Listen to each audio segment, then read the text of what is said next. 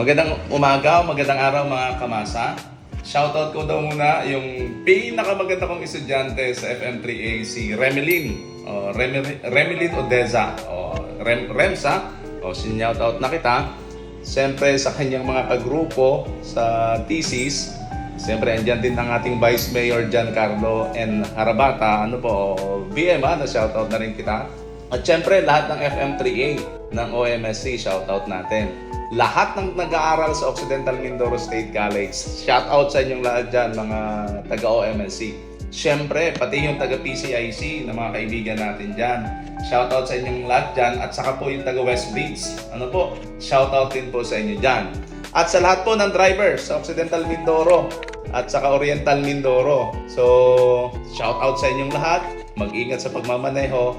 At siyempre, dapat may lisensya kayo at dala nyo yung mga kaukulang dokumento kapag nagmamaneho. So, ito na nga mga kamasa. Napaka-importanting malaman po natin ngayong araw na yung balita, baka isa ka rin sa maghanap kapag nawala na yan. Kasi alam nyo naman, kapag nawawala yung isang bagay at hindi mo alam kung saan pumupunta, masakit talaga yan. Nangyayari nga sa akin yun. Galing ha?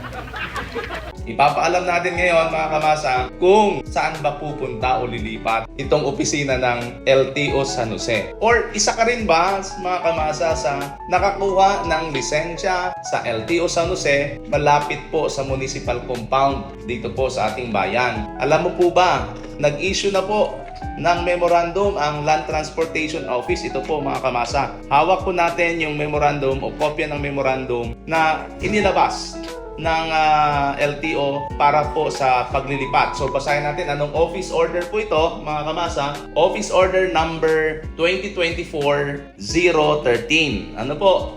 Ang subject nila, transfer of LTO San Jose District Office. So talagang pinapaalam sa mga kababayan natin na ililipat yung LTO San Jose. So inisyu po itong office order na to January 12, 2024 lang.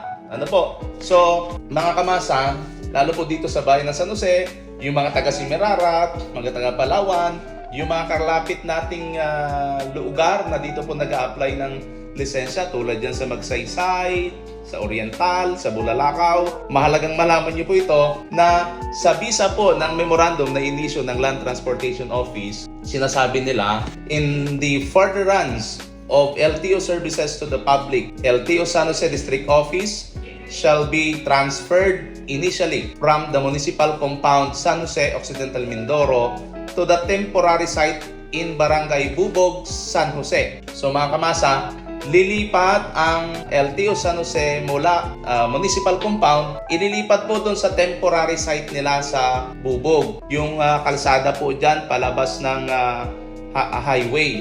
So ipapakita po natin sa screen yung pinaka Google Map niya para at least makita ninyo kung saan siya temporary na ililipat. And then kapag nakumpleto daw po yung pagsasaayos o yung construction talaga ng building ng LTO, lilipat ulit po ito, lilipat ulit siya sa kanyang permanent site sa Barangay San Isidro, San Jose Occidental Mindoro. Ito po ay sa bandang Kanwaling, kung tawagin natin, sikat sa tawag na Kanwaling, or Barangay San Isidro. And then, sabi nga dito, LTO Regional Office number 4B is hereby directed to prepare and carry out the necessary actions to facilitate the smooth and expedient transfer of the aforementioned LTO office without disruption of service. So inuutusan yung regional office ng LTO na dapat daw maging maayos yung paglilipat na hindi nagkakaroon ng problema doon sa pagbibigay ng serbisyo publiko ng LTO San Jose. So sabi din dito, this order shall take effect after office security, operational, and administrative requirements have been fully established. So kapag naayos na po, talagang lilipat na po sila. So i-expect na po natin. So inisyu nila ito ng January 12. Kapag naisayos na nila yung dapat ayusin, ay talagang lilipat na rin po sila. At huwag kayong mag-alala mga kamasa, kapag sila po ay opisyal lang nakalipat doon sa pansamantalang lilipatan nila, pupuntahan po natin mismo kung saan banda yon at ipapakita natin sa inyo saan sila lumipat para inform po kayo kung saan sila banda lumipat at para hindi na kayo mag-aksaya ng pamasahe na pumunta ulit sa municipal compound. Ang nakapirma po sa memorandum nila ay si OIC Assistant Secretary, si Sir Eduardo C.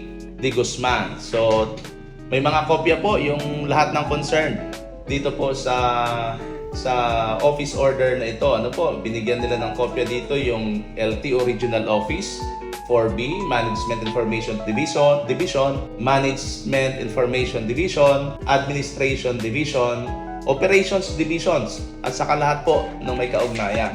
So yan po, mga kamasa, kitang-kita natin kung saan talaga ay may opisyal ng utos na ilipat yung LTO San Jose.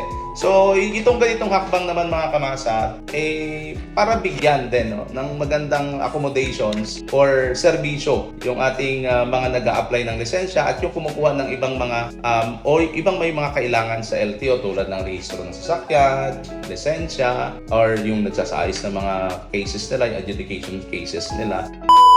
Kamasa, mag-upload pa ulit kami ng susunod na video kapag opisyal na pong nakalipat ang LTO. Siyempre, magiging updated tayo sa bagay na yan kasi kailangan talagang malaman natin kung saan sila banda lumipat. Ano po? So, sabi dito sa sulat kasi Barangay Bubog. So, mga taga-Barangay Bubog, andyan na po ang LTO San Jose sa inyo. Ano po? Pag opisyal lang nakalipat sila dyan, dyan sila pansamantalang mag-i-stay hanggang hindi pa daw natatapos yung construction ng kanilang building doon naman sa permanent site nila sa Barangay San Isidro. So sa mga magkukuha ng lisensya, sa mga magre-rehistro, kapag hindi nyo na po makita sa municipal compound, kasi hindi pa naman natin sure kung kailan talaga ito na lilipat, basta may order na po sila, ano po, na lilipat talaga ang LTO San Jose. So ang pinagbatayan po natin ay hindi naman galing sa atin, kundi yung office order po na galing po sa kanila. Manatiling nakantabay mga kamasa, at syempre huwag niyo kalilimutang mag-subscribe dito sa ating YouTube channel at sa aming FB page. Salamat ulit ng marami.